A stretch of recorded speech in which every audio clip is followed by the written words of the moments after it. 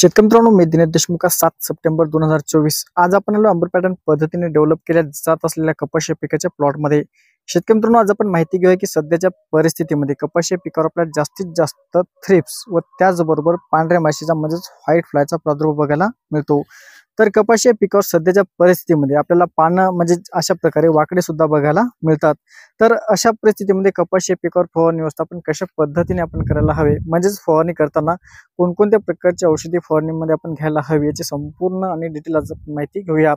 तत्पूर्वी आपण पहिल्यांदाच या चॅनलला सर्वप्रथम या चॅनल सबस्क्राइब आणि शेअर करा आणि जर आपण नवीन असाल तर नक्कीच प्ले स्टोरला जाऊन जे काय आपला शेड्यूल आहे अंबर पॅटर्न पद्धतीचा फवारणी आणि खताचा संपूर्ण शेड्यूल आपण आपल्या शेतामध्ये वापरू शकता। म्हणजे त्या शेड्यूलनुसार आपण आपल्या शेतामध्ये कपाशी पिकाचे नियोजन करू शकता। चल तर सुरुवात करूया।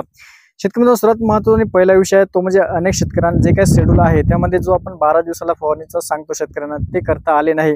अनेक शेतकऱ्यांनी आज रोजी 20 दिवस झाले 25 दिवस झाले एकही फवारणी केलेली नाही। म्हणजेच पहिल्या फवारणीचा आणि दुसऱ्या फवारणीचा जो गॅप आहे हा कमीत कमी 15 ते 20 दिवसाचा अनेक शेतकऱ्यांच्या शेतामध्ये आज रोजी कपाशी पिकावर बघायला मिळते। त्यामुळे अनेक शेतकऱ्यांच्या शेतामध्ये कपाशी पिकावर आपल्याला जास्तीत जास्त अशा काळ्या प्रकारचे डॉट बघायला मिळतात, ज्याला आपण काळी बुरशी म्हणतो। अधिक पाणी असला आणि फवारणी आपण लेट झाली तर अशा प्रकारे काळे डॉट आपल्याला बघायला मिळतात आपल्या शेतामध्ये। तर अशा परिस्थितीमध्ये कपाशी पिकावर फवारणी घेताना आपल्याला महत्त्वाचं आहे की आपल्या शेतामध्ये पाण्याचे प्रमाण अधिक घ्यायचे आहे। जसं की आता हे 7 तास आहे, या दोन्ही साइडने आपल्याला फवारणी करायची आहे, या परत 5 तास आहे, दोन्ही साइडने फवारणी करायची आहे। आणि फळफांद्यापासून ते शेंड्यापर्यंत औषधी म्हणजे खालच्या पासून ते वरच्या शेंड्यापर्यंत औषधी जाणे गरजेचे आहे, तरच फवारणीचा रिझल्ट हा चांगल्या प्रकारे आपल्याला मिळेल। आता जर आपल्या शेतामध्ये व्हाईट फ्लाय म्हणजे पांढऱ्या माशीचा प्रादुर्भाव अधिक असेल तर अशा ठिकाणी आपल्याला ॲसेटामास स्प्राइट हे 15 ग्राम प्रति 15 ते 20 लिटर पंपसाठी घ्यायचं आहे। आता अनेक भागामध्ये अतिवृष्टी झाली, अधिक पाऊस झाला तर अनेक शेतकऱ्यांच्या शेतामध्ये व्हाईट फ्लाय पांढरी माशी नाही, अशा शेतकऱ्यांनी फवारणी घेताना ॲसेटामास स्प्राइट आपल्याला घेण्याची गरज नाही जर आपल्या शेतामध्ये व्हाईट फ्लाय नसेल तर।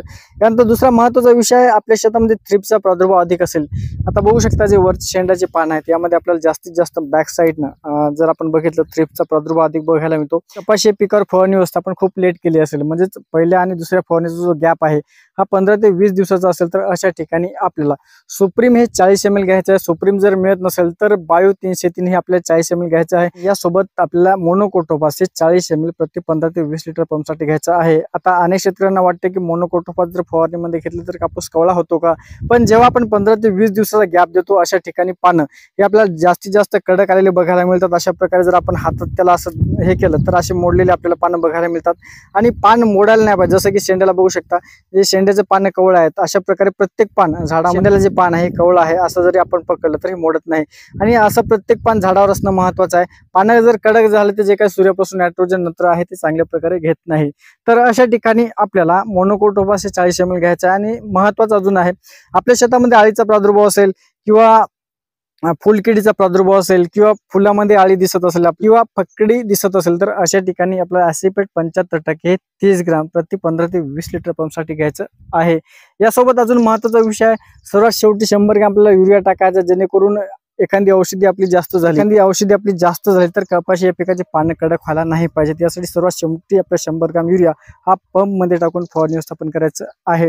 आता जर आपल्या शेतामध्ये थ्रिप्सचा प्रादुर्भाव कमी असेल तर अशा ठिकाणी बायो 303 सुप्रीम ऐवजी आपण फिप्रोनिल जो कंटेंट आहे 5% हे 40 ml प्रति 15 ते 20 लिटर पंपसाठी आपण घेऊ शकता। शेतकरी मित्रांनो, यामध्ये वेगळ्या प्रकारचे आपल्याला काही बदल करण्याची आवश्यकता नाही किंवा महाग जे काय आपण मारतो ते सुद्धा आपल्याला घेण्याची आवश्यकता नाही। जसं की आळी आहे, आळी हे आपण डायरेक्ट ॲसिपेटने कंट्रोल करू शकतो। जे काही भाग आहेत आळीसाठी आपल्याला ते सुद्धा घेण्याची आवश्यकता नाही। जर आपण या पद्धतीने शेवटपर्यंत फवारणी केली तर नक्कीच आपल्या शेतामध्ये जे काही रोग आहे, ज्याला आपण आळीचा प्रादुर्भाव म्हणतो किंवा दुसऱ्या रोगाचा प्रादुर्भाव हा आपल्याला बिलकुल बघायला मिळणार नाही। पण यावर्षी पाऊस अति असल्यामुळे अनेक शेतकऱ्यांना शेड्यूल प्रमाणे खत त्याचबरोबर फवारणी व्यवस्थापन करता आले नाही, त्यामुळे अनेक शेतकऱ्यांच्या शेतामध्ये कपाशी पिकाचे पानं आज रोजी कडक झालेले आहेत किंवा थ्रिप्सचा अधिक प्रमाणात प्रादुर्भाव आहे। त्यामुळे आपल्याला लवकरात लवकर फवारणी घ्यायची आणि ही जर फवारणी आपण घेतली तर नक्कीच आपल्या शेतामध्ये आपल्याला दुसऱ्या दिवशी आपल्या शेतामध्ये जे पान आहेत ते डायरेक्ट कवळे झालेले बघायला मिळतील। त्याचबरोबर शेतकरी मित्रांनो, खत व्यवस्थापन सुद्धा आपल्याला करायचे, जे काही आपलं शेड्यूल आहे त्यानुसार खत व्यवस्थापन सुद्धा करणे गरजेचे आहे। तर शेतकरी मित्रांनो, अशाच माहितीसाठी बघत राहा अंबर पॅटर्न चा। नमस्कार।